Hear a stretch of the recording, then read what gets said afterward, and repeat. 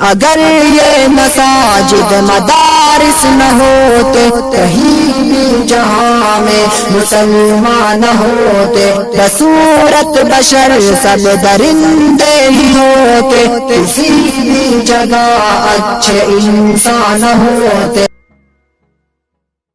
نحمدہ ونصلی علی رسولہ الکریم، اما بعد۔ معزز حاضرین گرامی، السلام علیکم ورحمۃ اللہ وبرکاتہ۔ شریعت اسلامی کا مزاج ہے کہ جب بھی کوئی خوشی اور مسرت کا موقع آئے تو ایسے موقع سے صرف مالداروں اور امیروں کے گھروں میں ہی خوشی کے شادیانے نہ بجائے جائیں، بلکہ غریبوں اور ناداروں کے گھروں میں بھی خوشی کے چراغ جلیں۔ اسی لیے خوشی کے موقع پر سماج کے غریبوں اور فقیروں کو یاد رکھنے کی تلقین فرمائی گئی ہے۔ شادی بیاہ خوشی کا موقع ہوتا ہے، ولیمے کا اہتمام ہوتا ہے۔ ولیمے کے سلسلے میں حضور اکرم صلی اللہ علیہ وسلم نے فرمایا، سب سے بدترین ولیمہ وہ ہے جس میں سماج کے امیروں کو بلایا جائے اور غریبوں کو نظر انداز کر دیا جائے۔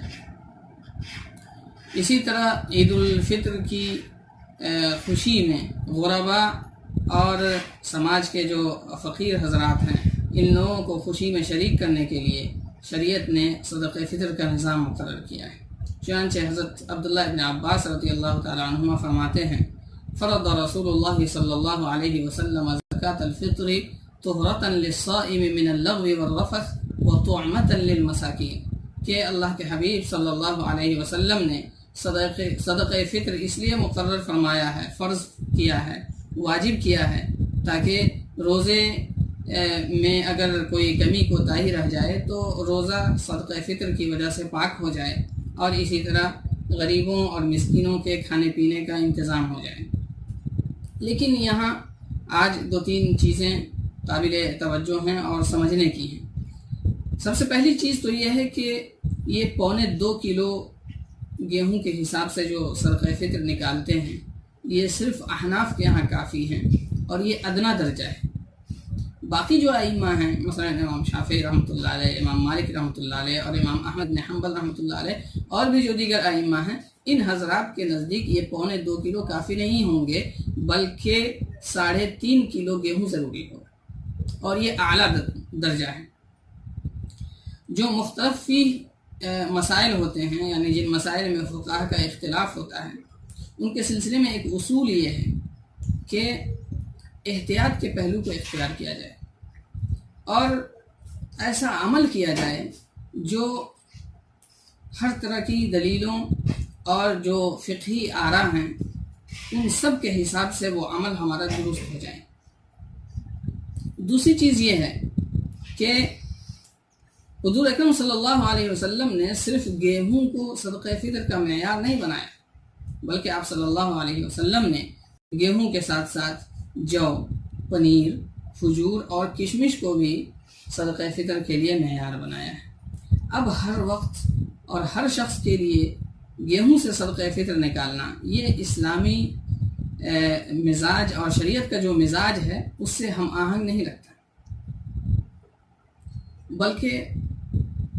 حسب سہولت صدقہ فطر ادا کرنا چاہیے۔ اب اگر سماج میں کوئی شخص صاحب ثروت ہے، مالدار ہے، اللہ تعالیٰ نے اسے مال و دولت سے نوازا ہے، وہ بھی اگر گیہوں سے صدقہ فطر ادا کرے اور جو دوسرے لوگ ہیں وہ بھی گیہوں سے ادا کریں، تو پھر یہ مزاج شریعت کے مطابق نہیں لگتا۔ تو اس لیے ضرورت اس بات کی ہے کہ شریعت کا جو مزاج ہے اس کو سمجھا جائے، اور صدقہ فطر واجب کرنے کے پیچھے شریعت کا جو مقصد ہے اس کو بھی سمجھا جائے۔ شریعت کا مقصد کیا ہے کہ جو فقراء ہیں اور جو مساکین ہیں، عید کے دن ان کے کھانے پینے کا انتظام ہو جائے۔ اب یہ جو گیہوں سے صدقہ فطر نکالتے ہیں، بعض علاقوں میں 2.25 کلو کے حساب سے 40 روپے ہوتا ہے، بعض علاقوں میں 80 روپے ہوتا ہے۔ تو 40 روپے ہو یا 80 روپے، 40 روپے میں یا 80 روپے میں عام دنوں میں تو کوئی خاص کھانا بن نہیں سکتا، تو عید کے دن کیا پکا لیں گے یہ بیچارے فقراء اور غریب حضرات؟ تو اس لیے ضرورت اس بات کی ہے کہ مزاج شریعت کو ہم سمجھیں، اور جو صاحب ثروت لوگ ہیں، پیسے والے لوگ ہیں، اللہ اللہ نے جنہیں عطا کیا ہے وہ لوگ کھجور اور کشمش سے صدقہ فطر ادا کریں۔ یہ بہت اعلیٰ درجہ ہے۔ کھجور کی قیمت جو متوسط کھجور ہے اس کی قیمت آج کل تقریباً 700 سے 800 روپے قیمت ہے۔ کھجور کی قیمت تقریباً 1700-1800 روپے ہے۔ جنہیں اللہ نے نوازا ہے وہ کھجور اور کشمش سے صدقہ فطر ادا کریں۔ اسی طرح معاشی اعتبار سے جو ان سے کم ہیں وہ لوگ 3.5 کلو گیہوں کے حساب سے صدقہ فطر ادا کریں۔ جو لوگ معاشی لحاظ سے ان سے بھی کم ہیں ان کے لیے آخری درجہ ہے کہ وہ 1.25 کلو کے حساب سے صدقہ فطر ادا کریں۔ اس میں فقراء اور غریبوں کا بھی فائدہ ہو جائے گا اور حضور اکرم صلی اللہ علیہ وسلم کی تمام سنتوں پہ عمل ہو جائے گا انشاءاللہ تعالی۔ تو جو پیسے والے لوگ ہیں وہ کھجور اور کشمش سے بھی نکالیں گے، ظاہر ہے 700-800 روپے اگر کسی غریب کو کسی محتاج کو دے دیتے ہیں تو عید کے دن اچھا خاصا پکوان ہو جائے گا اس کے گھر میں۔ کشمش سے اگر کوئی شخص اب صدقہ فطر نکال لیتا ہے 1700-1800 روپے ماشاءاللہ بہت ہے۔ تو اس لیے ہر کسی کے لیے اور ہر وقت یہ 1.25 کلو گیہوں یا صرف گیہوں سے 3.5 کلو ہو یا 1.25 کلو ہو، صرف اور صرف گیہوں کو معیار بنا لینا اور ہمیشہ گیہوں سے صدقہ فطر نکالنا یہ اسلامی مزاج کے سے ہم آہنگ نہیں لگتا۔ تیسری اور اہم چیز یہ ہے کہ بخاری شریف کی جو روایت پیش کی جاتی ہے صدقہ فطر کے سلسلے میں، اس میں ایک جملہ ہے اور اس جملے کو سمجھنے میں عام غلطی ہو گئی ہے۔ اس حدیث شریف میں یہ ہے وَأَمَرَ بِهَا أَن تُؤَدَّى قَبْلَ خُرُوجِ النَّاسِ إِلَى الصَّلَاةِ کہ اللہ کے حبیب صلی اللہ علیہ وسلم نے یہ حکم فرمایا کہ صدقہ فطر عیدگاہ جانے سے پہلے ادا کر دیا جائے۔ اب لوگوں کا معمول یہ ہو گیا ہے کہ جب عید کی نماز کے لیے نکلتے ہیں تو یا تو راستے میں صدقہ فطر ادا کرتے ہیں یا عیدگاہ پہنچ کر صدقہ فطر ادا کرتے ہیں۔ حالانکہ حدیث کا مطلب یہ بالکل نہیں ہے۔ حدیث میں تو صدقہ فطر ادا کرنے کا آخری وقت بیان کیا گیا ہے کہ اگر کسی نے اب تک بھی صدقہ فطر ادا نہ کیا ہے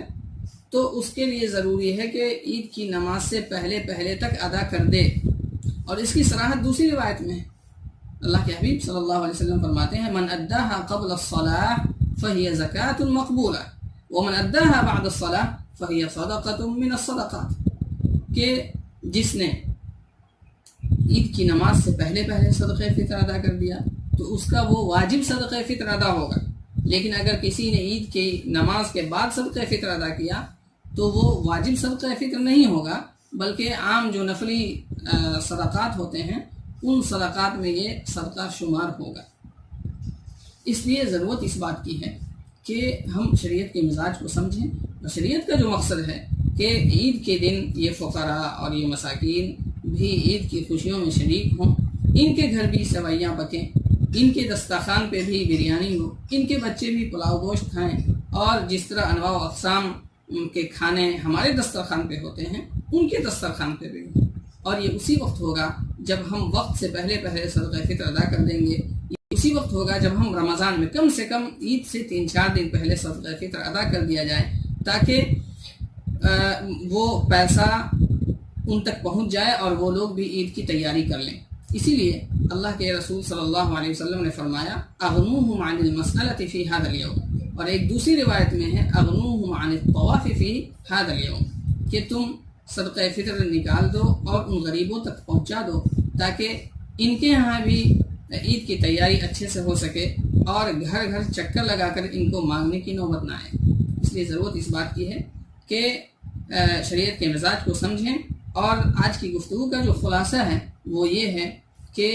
ہر شخص کے لیے گیہوں سے صدقہ فطر نکالنا یہ شریعت کے مزاج کے مطابق نہیں ہے۔ ہر شخص اپنی وسعت کے حساب سے صدقہ فطر نکالے، اپنی جیب کو دیکھے۔ اللہ نے وسعت دیا ہے تو صرف گیہوں نہیں بلکہ کچھ لوگ کھجور سے بھی صدقہ فطر نکالیں، کچھ لوگ کشمش سے بھی صدقہ فطر نکالیں، کچھ لوگ جو سے بھی صدقہ فطر نکالیں۔ اسی طرح صدقہ فطر نکالنے کے لیے عید کے دن اور عید کی صبح کا انتظار نہ کریں بلکہ عید سے پہلے صدقہ فطر ادا کر دیں تاکہ یہ جو مقصد ہے یہ مقصد ادا ہو سکے اور غریبوں اور جو مساکین ہیں ان تک ان کا حق پہنچ سکے۔ اللہ تعالیٰ سے دعا ہے کہ اللہ تعالیٰ ہمیں شریعت کا مزاج سمجھنے کی توفیق عطا فرمائے اور قبولیت سے نوازے۔